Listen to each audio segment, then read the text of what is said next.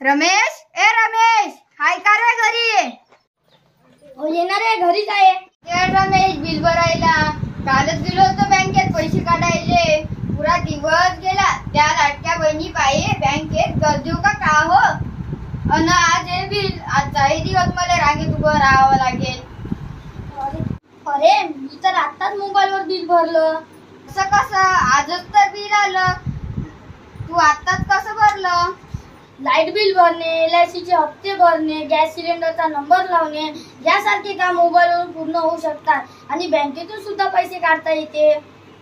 खरंच का? बंडू भाऊजी आधी चहा घ्या.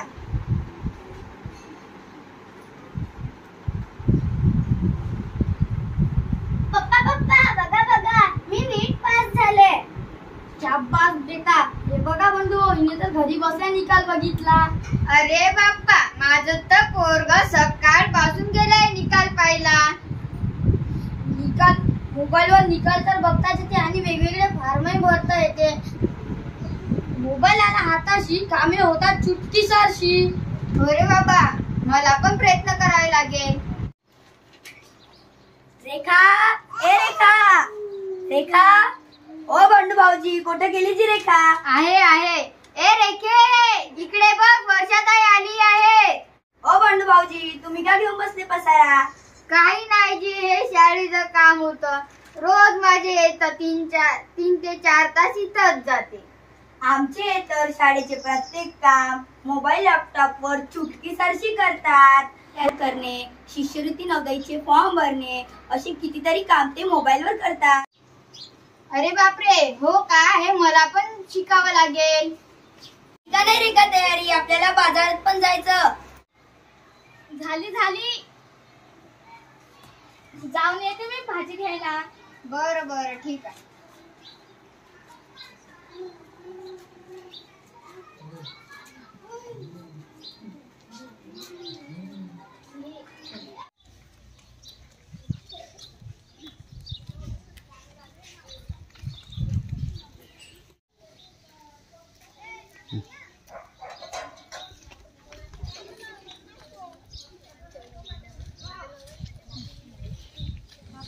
कांदे किती रुपये किलो?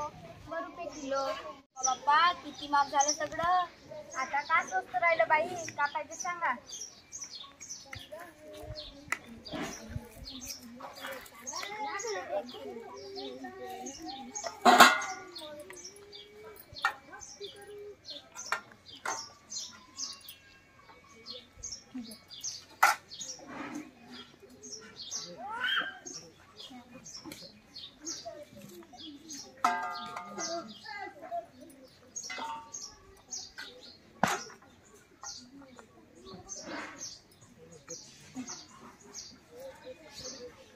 किती झाले जे पैसे?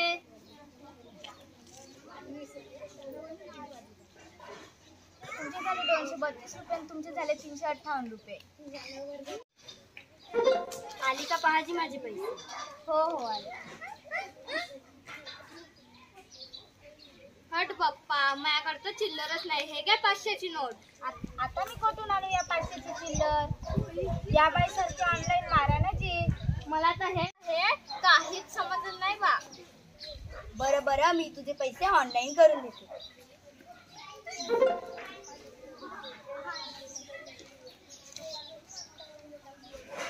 अरे वा, हे तर मस्तच आहे. मला बी शिकायला लागेल मोबाईलवर पैसे पाठवायचं. हो, शिकून घे, सगळं सोपं जाईल. कुठेही आपल्याला पैसे घेऊन फिरावे लागणार नाही. ऑनलाईन शॉपिंग पण करता येईल. अरे वा, न पैसे मागवायची झंझट, न चिल्लराची झंझट.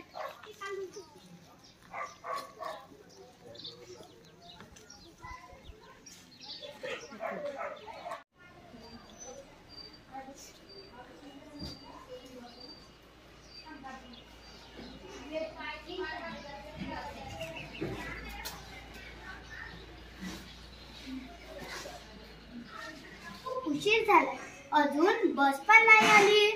खरंच खूप उशीर झालाय. अरे बापरे, हे कसं काय झालं? काय झालं? माझ्या अकाउंट मध्ये 50,000 रुपये होते आणि आता 0 बॅलन्स दाखवत आहे. मी तर कोणताच व्यवहार केला नाही. हे कसं काय शक्य आहे? अरे नीट आठव, तुला कोणाचा फोन आला होता? तू कोणाला OTP वगैरे सांगितला का? अरे यार, मला आताच बँकेतून कॉल आला होता आणि त्यांनी खात्याची KYC करण्यासाठी मला डिटेल्स मागितले. म्हणजे हा फ्रॉड कॉल होता. माझ्यासोबत सुद्धा असंच घडलं होतं. मला लॉटरी लागण्याचा मेसेज आला होता. मी त्यावरील लिंक वरती माझी माहिती भरली आणि क्षणातच माझे बँक अकाउंट झिरो झाले. पण बरं झालं, माझ्या अकाउंट मध्ये जास्त पैसे नव्हते. पण आता मी काय करू? माझे 50,000 रुपये गेले. अरे मुलांनो, तुमची भानगड माझ्या लक्षात आली. तुम्ही सायबर फसवणुकीला बळी पडला आहात. दिवसेंदिवस सायबर फसवणुकीचे प्रमाण वाढत आहे. यासाठी तुम्ही पोलीस विभागातील सायबर क्राईम सेलशी संपर्क करा. सध्याचे युग हे डिजिटल युग आहे. डिजिटल क्रांतीमुळे दैनंदिन व्यवहार करणे खूप सोपे झाले आहे. पण डिजिटल व्यवहार करत असताना आपण सावधानगिरी बाळगली पाहिजे. कोणत्याही अनोळखी व्यक्तीला आपली वैयक्तिक माहिती सांगू नका. नेहमी लक्षात ठेवा, बँक अधिकारी कधीच फोनवर तुमची डिटेल्स, OTP किंवा पासवर्ड विचारत नाही. कोणालाही UPI पिन, पासवर्ड, OTP सांगू नका. प्रलोभनाला बळी पडू नका. कोणत्याही अनोळखी लिंकला टच करू नका. आपल्या सुरक्षतेसाठी नेहमी पासवर्ड बदलत राहा. हो हो हो, आता आम्ही काळजी घेणार. स्मार्ट बना, फास्ट बना, डिजिटल साक्षर बना. स्मार्ट बना, फास्ट बना, डिजिटल साक्षर बना. वेळेची आणि श्रमाची बचत करा. तंत्रज्ञानाचा वापर करा. वेळेची आणि श्रमाची बचत करा. तंत्रज्ञानाचा वापर करा.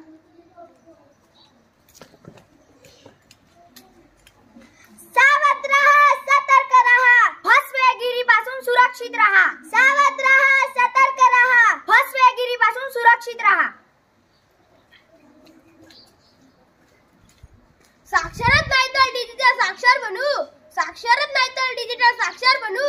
आपला आणि देशाचा विकास करू. आपला आणि देशाचा विकास करू. डिजिटल साक्षर बना.